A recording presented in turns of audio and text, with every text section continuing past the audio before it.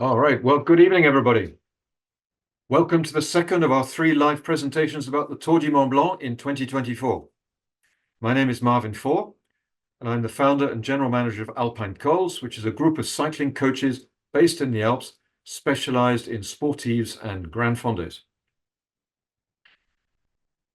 I made our first presentation on part one of the training plan on January the 11th, and it's now available on YouTube in the Alpine Cols channel if you want to refer to it. Today, of course, I'm presenting part two, and then on the 27th of June, I'll present hints, tips, strategy, and tactics for getting your best result on the day itself. Just a quick reminder that this is a seriously tough event. It covers 330 kilometers and includes 8,300 meters of vertical ascent, spread out over 5 major climbs and a bunch of shorter ones, adding up to a total of about 154 kilometers of climbing, which is colossal. Starts at 5 o'clock in the morning, and the cutoff time to finish is midnight. So all finishers, by definition, have to take somewhere between 12 and 19 hours. There are usually around 40% who don't finish every year. The event's above all an endurance challenge, so there's no official classification. So that's it for the event. Before going any further, let me take 1 minute to tell you how we can help over and above these presentations. We have a series of training camps in 2024, all with active coaching from qualified cycling coaches, any of which could help you get a better result at the Tour du Mont Blanc. The first one is a 7-day itinerary in Provence in April, where we should be able to do lots of long rides in the sunshine. There'll be a lot of volume and a lot of climbing, with a couple of options of rides every day. A second one is a short camp, 4 days in the Vosges in May, focused on qualifying for the UCI Granfondo World Championships, so that's a bit more race-oriented. And finally, in June, we're doing a special Étape du Tour camp, which will include a full reconnaissance of the Étape down in Provence, as well as lots of skills practice. So any of those, then none of them are labeled Tour du Mont Blanc training camps, but any of them would be very helpful in terms of building volume and also allowing you to work on your skills with the help of a coach. If you're interested, for more details, you go to our website or send me an email at info@alpinecols.com. That's it for the short commercial break. Now let's get on to what does it take to do well in this event, and what are the general principles to train properly for it. I presented this at length in part one, that again you can see on YouTube if you haven't seen it. So I'm just going to show it to you here as a reminder. The first is, above all, you need to make the Tour du Mont Blanc your priority, certainly in your training and to some extent in your life as well for the next 3 months. You need to be consistent in your training. It's no use at all training very hard for 1 week and then doing nothing for the next 10 days. You need, above all, to build a strong aerobic base, because it's above all, it's that aerobic base that's going to get you from beginning to end. You need to develop your fat burning capacity, because it's very hard to eat enough to fuel the ride, and you've got a much more efficient engine if you can burn fats that are already in your body. You need to build your durability, which is the ability to keep pushing on the pedals when your legs are really tired and you come to one of those steep sections on the Cormier de Roselend towards the end. You're super tired, and yet it's steep, and you just don't have the strength to pedal at a high cadence. So you're forced to use a low cadence and push as hard as you can. If you haven't built durability, you're going to have to get off and rest or walk, or you may not be able to finish. Obviously, do as much climbing as possible. Increase the load progressively. Don't try to make big step increases in your load. Yes, you can do that for a training camp, but after the training camp, you need to come back to the normal progressive increase. There's no way you can go from 1 week to the next and then maintain a big increase. It'll result in overtraining. This is linked to the need to recover to get stronger. Training hard breaks your muscles down and creates the conditions to rebuild them stronger. but that only happens when you recover. So the recovery is an integral part of becoming a stronger cyclist. If you do one without the other, it's not going to work. It's important to monitor your readiness for high load when you're training hard, because if you try and do an intense high load, either a very long ride or a ride with any intensity in it, when your body's not ready for that, you're wasting your time. It won't have any positive impact at all. So we'll look at how to do that. And then finally, you should always be working on developing your technical skills in parallel to your training, or during your training, really. So that's just a reminder of the general principles. Again, I went into those in considerable detail in part 1. So if you're interested to learn more, you can go back to that. Now, this is a reminder of the training plan framework. The periodization is based on 3 phases. So the preparation or base phase, which is finishing now at the end of the month. The pre-competition phase, which is the next 3 months. So basically April, May, and June. And then the competition or taper phase, which is the last couple of weeks. The focus today is on the pre-competition phase, running from now until the end of June. Here you can see our framework training plan, which some of you may have downloaded already from the Tour du Mont Blanc website.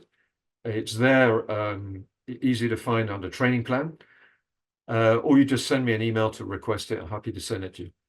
As I've said before, this is only a framework, and it's not a detailed day-by-day training plan, because it's quite impossible to produce a standard training plan that will work for everybody. So the idea is that you take the framework yourself and design your own training plan that will be perfectly tailored for you based upon the principles that I've explained and I'm continuing to explain.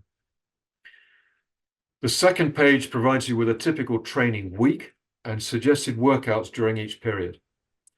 So if the Tour du Mont Blanc is your principal goal this summer, we recommend from now on focusing on building your endurance through longer and longer rides with as much climbing as possible. Unless you're very strong, and maybe aiming at a sub 13 or perhaps 14-hour finish, adding too much in the way of high intensity intervals to the mix is just going to add fatigue without really helping, or without adding anything significant for the Tour du Mont Blanc.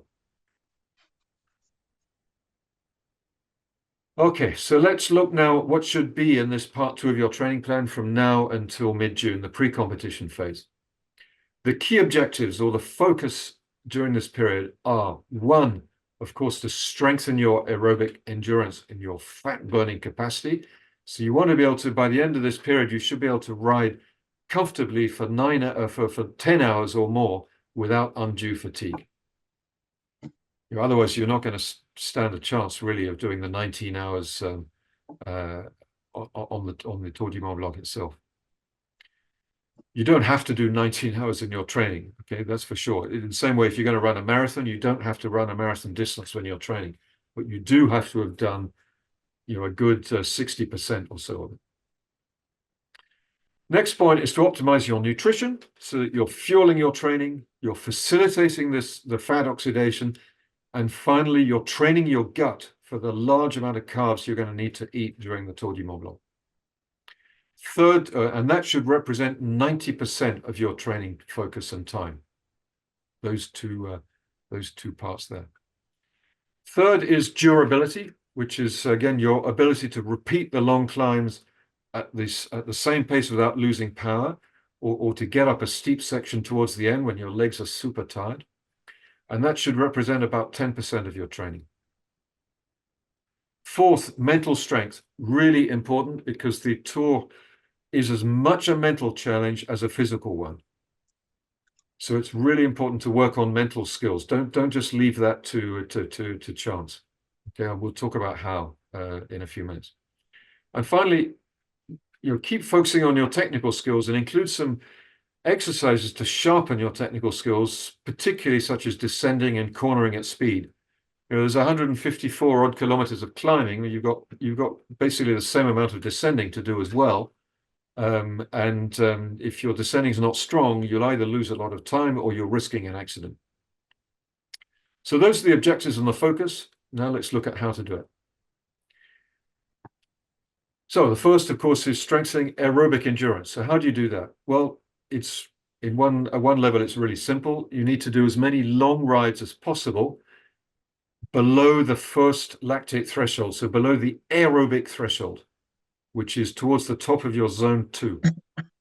If your goal is now the key metric here is time of the ride and not the distance you're going to ride, which is non-traditional, obviously, but for our purposes here, the key metric should be time.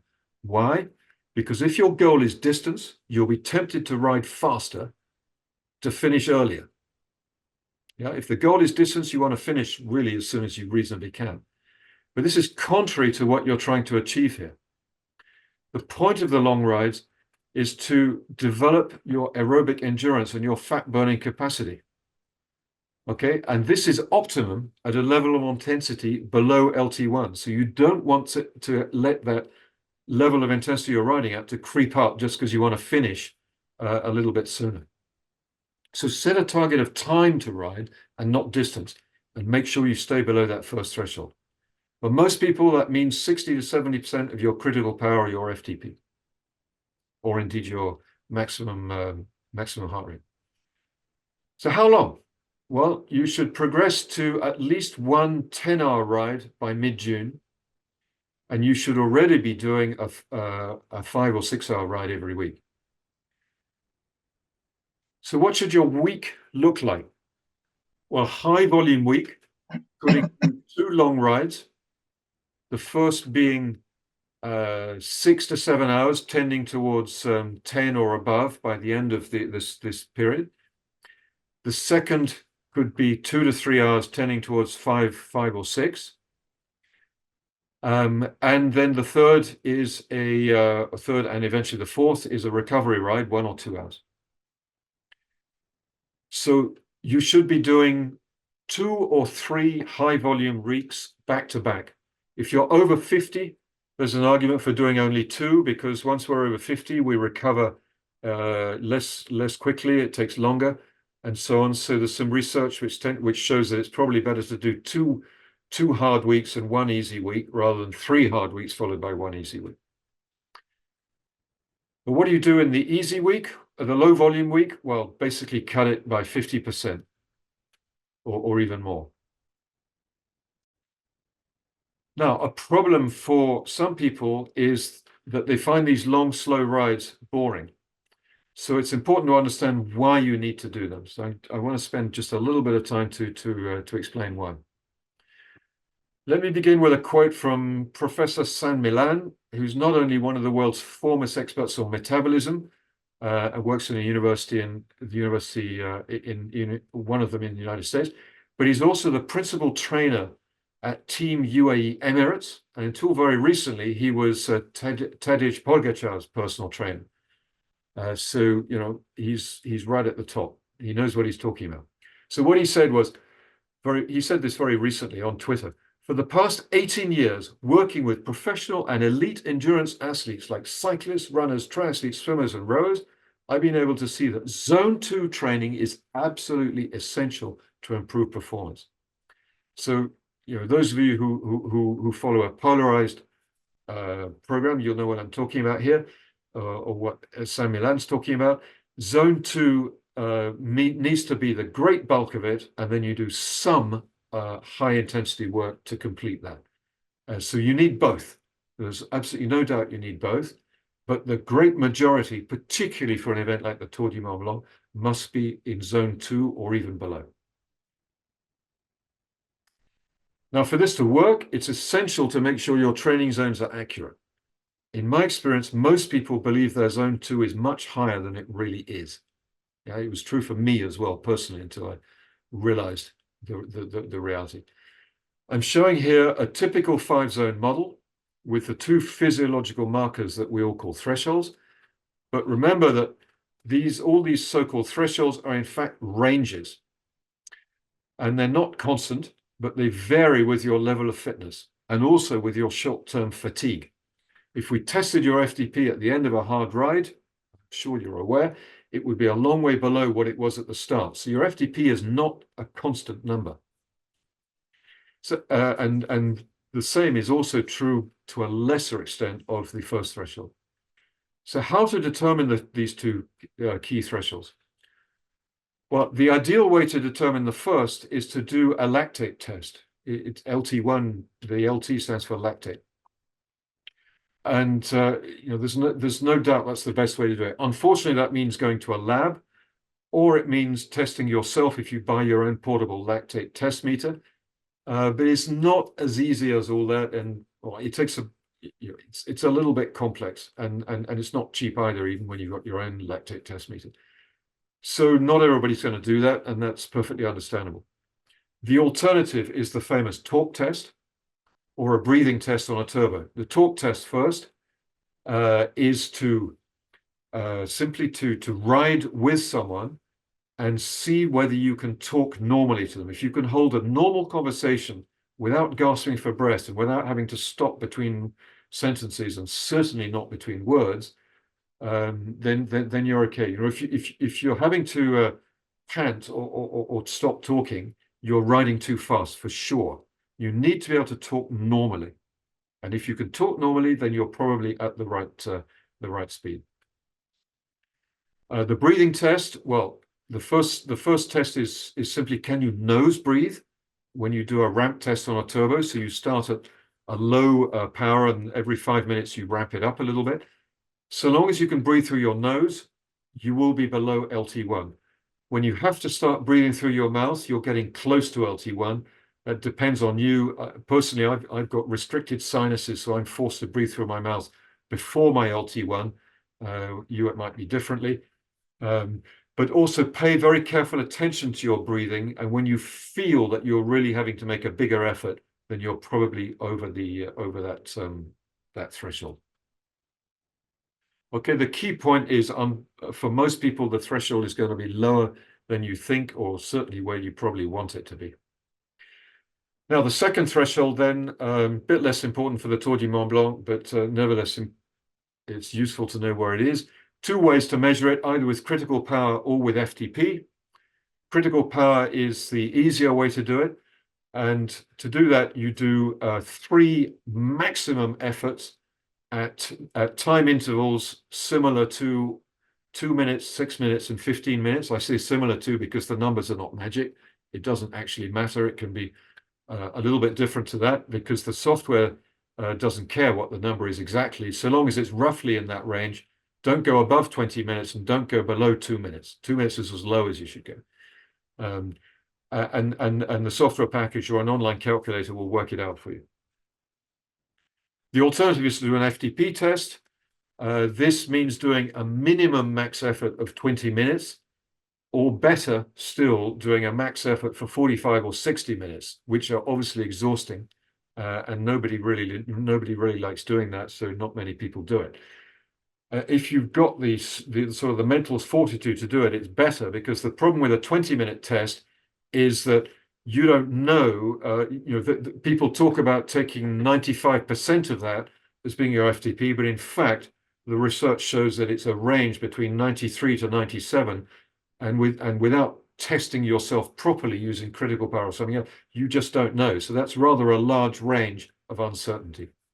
Okay, so it's better to do 45 or 60 minutes, ideally 60 minutes, because then you can be sure it's so long as you're able to do a genuine max effort for that time, and in which case you'll fall off your bike at the end of it, but then at least you know you've done it. All right, so you certainly don't want to do that every week. Once every 3 months is enough, certainly when you're training for the Tour du Mont Blanc.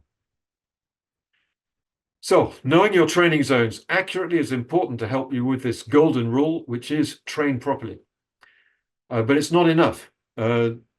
You must also stick to your training plan and ignore other cyclists who may be very tempting for you as they ride past you to jump in their wheels and to ride faster. It happens to all of us. You're riding along at a steady pace in zone 2, respecting the pace you're supposed to be at. Somebody goes past and it's so, or a little group goes past. It's so tempting just to jump on the wheels.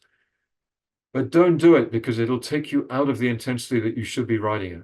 Now, for the moment, if you want to be serious about the Tour du Mont Blanc, you need to do your long rides at a slow pace Otherwise, you simply will be too tired to train adequately to really build the strength you need.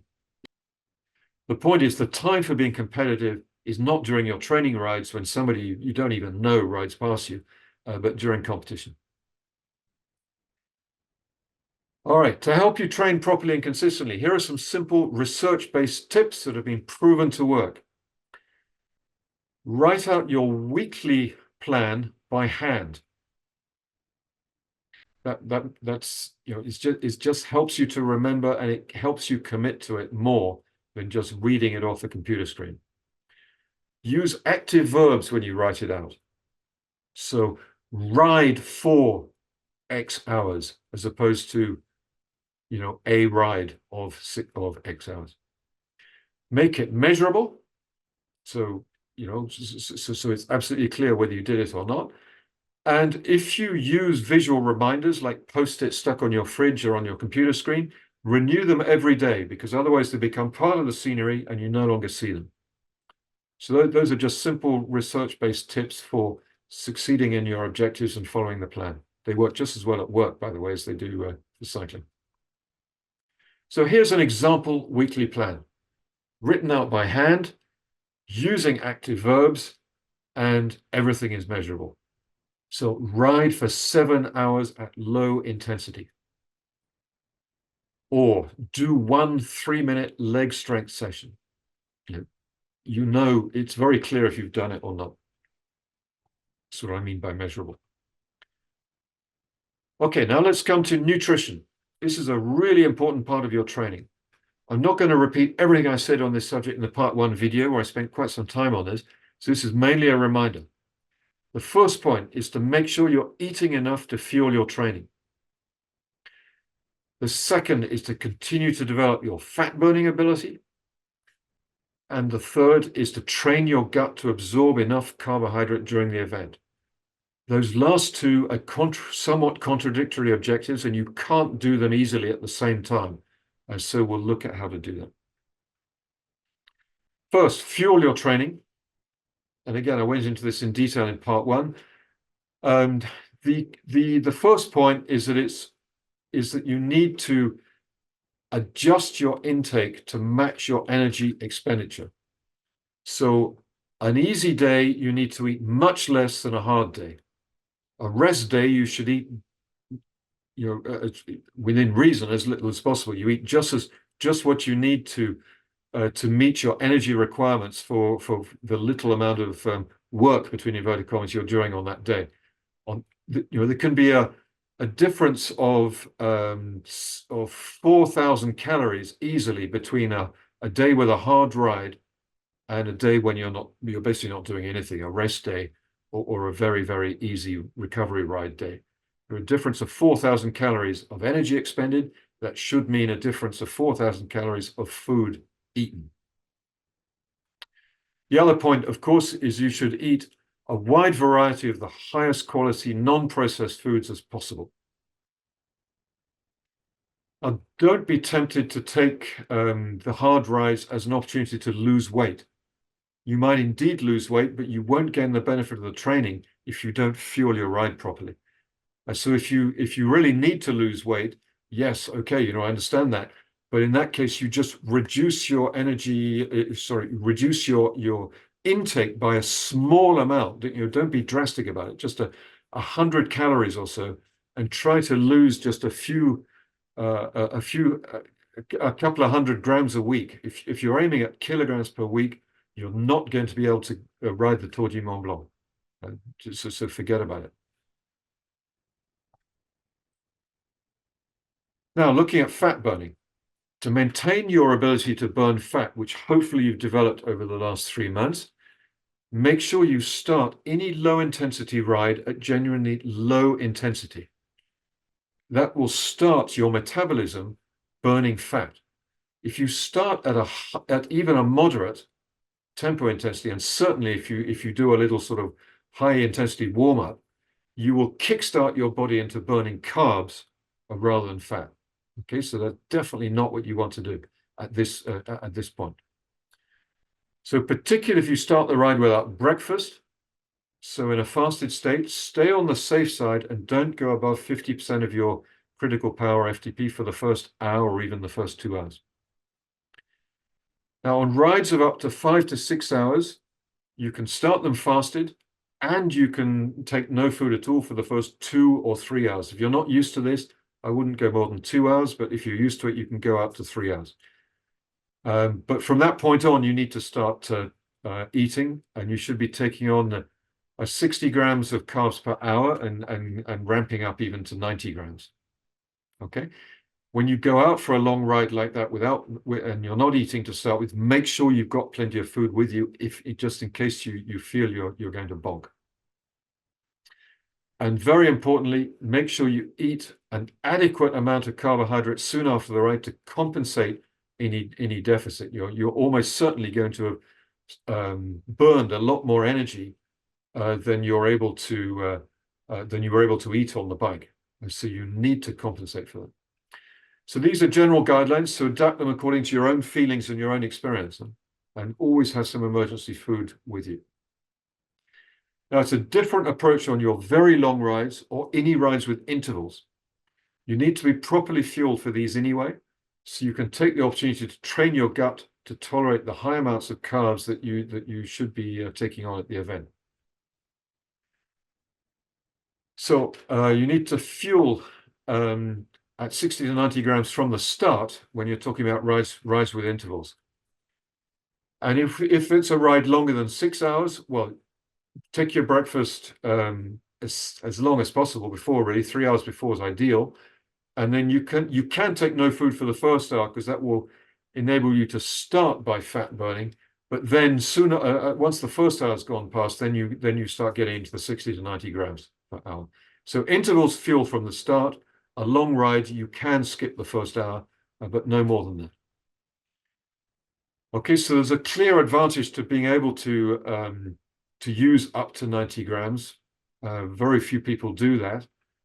So it's worth training your gut to do that if you can. It helps you conserve glycogen in your muscles that you're going to need for those final climbs. So experiment with different foods and gels to see which works for you. And don't forget, you can also drink your carbs, of course. A bottle of energy drink can include up to 30 grams or even more, depending on the concentration. All right, so we've talked about aerobic endurance. We've talked about nutrition. Now let's come on to durability, which is your capacity to get up the steep climbs on tired legs. The better your durability, the more likely you are to be able to finish. What's certainly going to happen is you'll arrive at the Cormier de Roselène, which has some really steep sections after the first 4 kilometers or so. There's some tight bends which are pretty steep. You're going to be really tired, and it's tough getting up there. So if your durability is not good, it may even not be possible for you. So there are 2 ways to work on durability for the Tour du Mont Blanc. The first is to do zone 4 interval sessions at low cadence, high torque. So you're pushing hard on the pedals at low cadence. Now, what do I mean by low cadence? Well, it depends on what you're used to, but typically, certainly below 60 RPM, and maybe as low as 40 to 45 RPM if you're used to it, if you've been training like that already. It's important to have good technique and a strong core, because otherwise you're likely to hurt yourself, particularly your lower back. So don't do more than 10 minutes or so at a time until you're really comfortable with it. And remember to be progressive. I think it's probably a good idea to start at 5 minutes and then go to 10, 15, 20 minutes, maybe later. A second way to work on durability is simply to increase the intensity near the end of a long ride. So if you've got to climb towards the end of a long ride, go up that at a higher intensity when your legs are tired and at low cadence. This is what's going to happen to you at the end of the Tour du Mont Blanc, so you better train for it. Don't do this every time, though. Otherwise, you'll soon find yourself overtraining. Most of the long rides should be at low intensity from beginning to end. So this is a kind of a once a week thing at most. Now, before doing a hard session, it's important to realize you should only do it if your body's ready for it. Now, I mean, a hard session can be an interval session or a particularly long ride, a ride that's really pushing beyond what you're used to. If you do a hard session when your body's not ready for it, it's literally a waste of time because your body won't be able to create the adaptations you want. So how can you tell? Well, there's no single measure that captures everything going on, but current best practice is to look at 3 separate sets of measures that address 3 different aspects of readiness to train. The first is perceived fatigue and muscle soreness, and they provide an indication of the state or the progress of your muscle tissue repair. So if you've got very stiff legs, it means your muscles are still working on repairing themselves, and it's not done yet. The second is heart rate variability, which can indicate the state of your autonomic nervous system. And if that is out of the normal range, particularly if it's low, but high being very high is not good either, then that is showing that that you shouldn't go and do a hard session.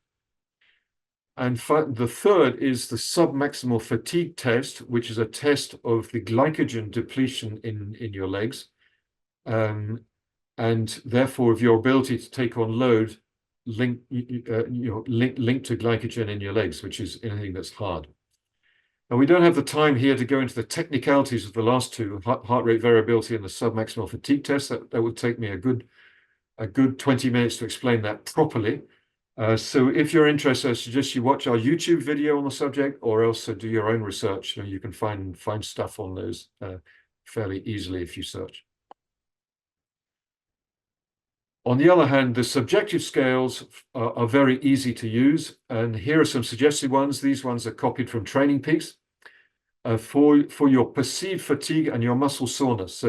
So all you do simply is note your feelings on both scales soon after you get up in the morning, and use the scores to adapt your plan. So especially before a hard session, be honest with yourself, and don't be silly about it. Don't fall in the no gain or no pain, no gain trap. So for me, red flags for doing hard sessions will be a combination of fatigue at 5 and above and muscle soreness at 8 and above. So if either one or the other, or certainly if both are high, don't do a hard session. Do something, either do nothing at all, take a rest day, or do an easy recovery ride. There's no point in wasting a training opportunity, because it just isn't going to help. So put it off by a day or 2 days. All right, now let's come to mental skills. There will almost certainly be times on the Tour du Mont Blanc where you wonder why you're doing this, and you have to fight a strong desire to stop. This is a brutal endurance test.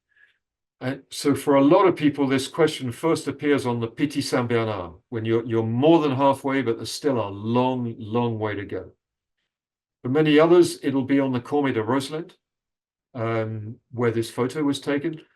But generally, if you can make it over the Cormet de Rosland before the cutoff, and without intending to minimize the final climb to the Cézanne, you're almost certain to finish.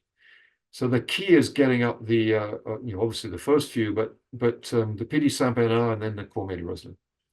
There are 3 main mental approaches that will help you to keep going when everything is telling you to stop. When every muscle's screaming at you and you really do not want to keep going on. You want to practice these things actively doing your training. So the first is to have a clear reason why you're doing it. If you don't understand why you're doing it when the going gets tough, you're going to get off and you're going to wait for the broom wagon. The second is to find ways to reduce your perception of effort, because if it feels less hard, you can keep going for longer. So perception of effort is really, really important in terms of mental skills. And the third is to use positive self-talk to encourage yourself in the right way. So we'll look at all 3 of those in turn. So the first is, why are you doing this? Why are you putting yourself through this extraordinary test? If you feel exhausted, if you've had enough and you can't think of a good reason to push on to the finish, why would you bother? On the other hand, if you've got a really meaningful reason to do it, then only things that are genuinely out of your control will stop you from finishing. So by moments, you're going to feel tired, uncomfortable, fed up, but it's not going to stop you if you've got a good enough reason to keep going. But obviously, for this to work, the reason must be good enough. It's got to be meaningful, and it's got to be your reason above all. So it might be internal, personal, such as your own enjoyment, your own satisfaction, your own desire to collect the famous finisher's medal, but just for yourself. Or it might be external, like you might be raising money for charity. I know that's a huge motivation for a lot of people. Or maybe someone in your club has done this before, and you want to show them that you can do it too. Or you for some you may want to please or impress other people. Those are external reasons. But there's no judgment. They're both good, can be perfectly good motivations. They're valid, and they're not mutually exclusive, obviously, either. They can go together. Although psychologists tend to agree that internal motivation is usually more powerful. Something that's really driven inside by your own desires and wants and needs is usually more powerful than something that comes from externally.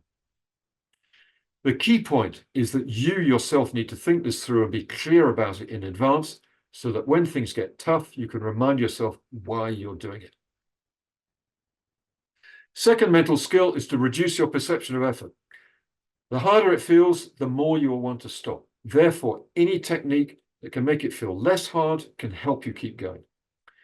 Such techniques include simply distracting yourself. So this means thinking about something else. Imagine you're in another place. You can see yourself on the beach or at home or on the sofa or whatever. You can be where you are, but you can be reciting a poem in your head, or singing yourself a song, or you can repeat a mantra if you do yoga and like Tibetan mantras or any other type of mantra. Or a different technique is to focus very intently on anything except the pain and discomfort, such as the rear wheel hub of the rider in front of you, your own breathing, your pedal stroke, your technique, or look out around you and concentrate very hard on the scenery, admire what you're looking at. Just basically anything to take your mind off that feeling of discomfort. And last, and it looks stupid, but this is a genuine point which really helps. Smile to yourself, because it releases endorphins, which are the body's natural painkillers. So with a natural painkiller in your blood, you obviously feel a little bit less pain. And I love smiling because the great thing about it is it spooks any other riders who might be around you. The third mental skill is to use positive self-talk. There's research done on cyclists which shows it may be more effective to use the second person. So say things like, "You are tired but strong." So you're acknowledging you're tired. There's no point in denying it. There's no point in saying you're not tired. So acknowledge it. But you say you're tired but strong. You might say, "I'm proud of you." You might say, "You're doing great." You might say, "You're living the dream." You might say, "This is what you've been training for." You might say any number of things. There are all sorts of other things you can say. You can develop the key. The key again is to develop something that works for you. And whatever you choose to say, it'll be more powerful if you've used it already in training. So on your long rides or on your hard rides, write something down, learn it, and then test it and use it in training. So this was a very brief overview of a complicated topic. There's a lot of research out there that you can read if you want to go further. You can find more on our own website under the blog section, and there's a complete article there on mental strength specifically for the Tour du Mont Blanc, if you want to go and look for that. Point 5 now, you should be practicing and improving your technical skills during your training rides, of course, such as climbing. That means seated on various gradients and standing 20% of the time in endurance mode, when you drop the cadence when you're standing, of course. It's important to drop the cadence because if you stand up and keep the same cadence you had when you're seated, your heart rate will immediately spike. If you drop the cadence right down, take 2 or 3 extra gears, or else wait until the slope gets higher, your heart rate shouldn't spike, or at least not very much.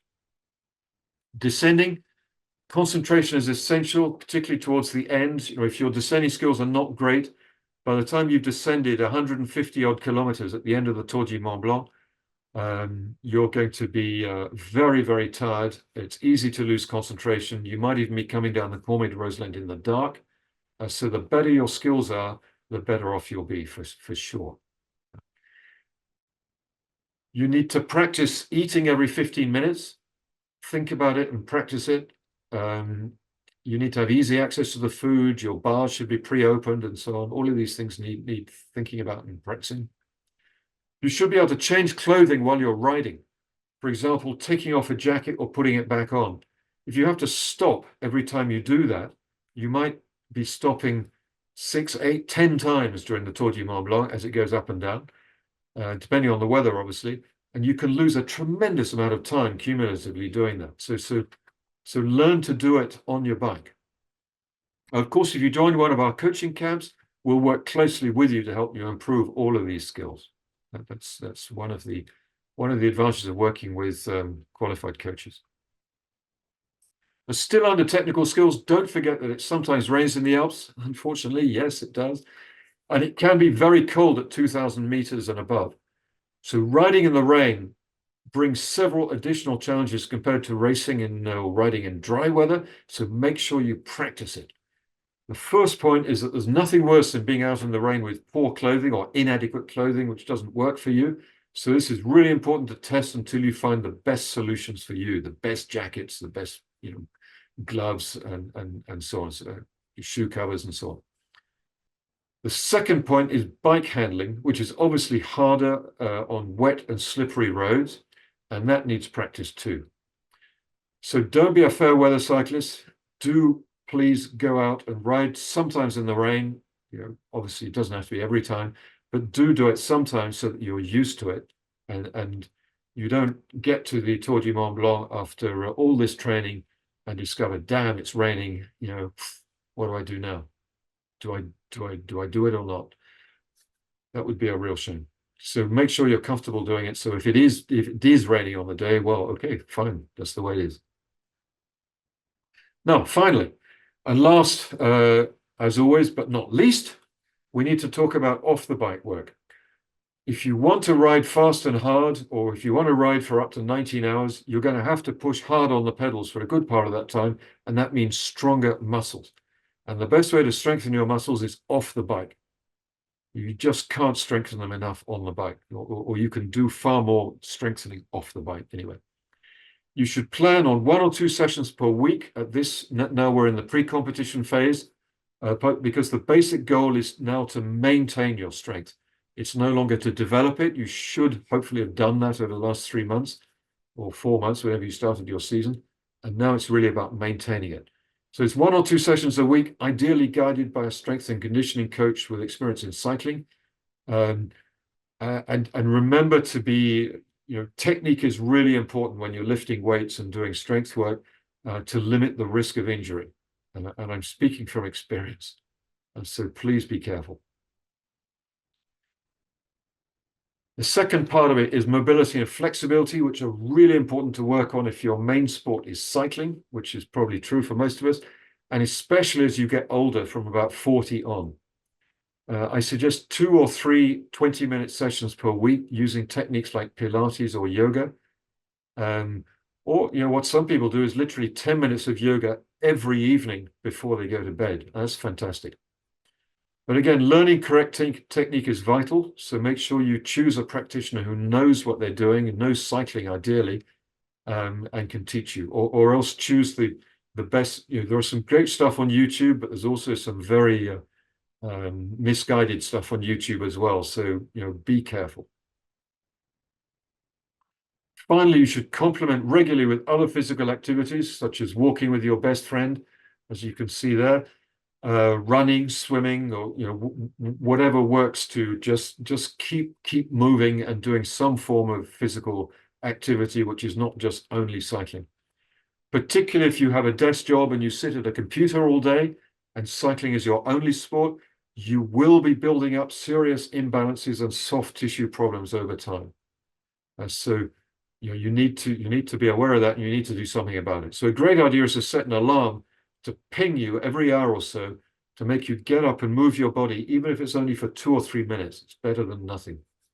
Okay, and then try to walk as much as you can every day if you're stuck in a desk for a good part of the day. So that's it. I've given you hopefully what you need to prepare yourself well over these final 3 months. So rendezvous on the 27th of June to talk about how to get your best results on the day. And in the meantime, it's up to you to train hard and keep working. Of course, we're available to support with professional help if you want it, either through our training camps, where you can work with a professional coach, me and one of the guys that work with me, or you can contact us for one-on-one support, one-on-one coaching. There are lots of people who are benefiting from that from us. Just drop me an email, and or drop me an email with a question if I'm happy to answer the odd question with that will be with pleasure. Thank you very much for listening. Good luck with your training, and I hope to see you there.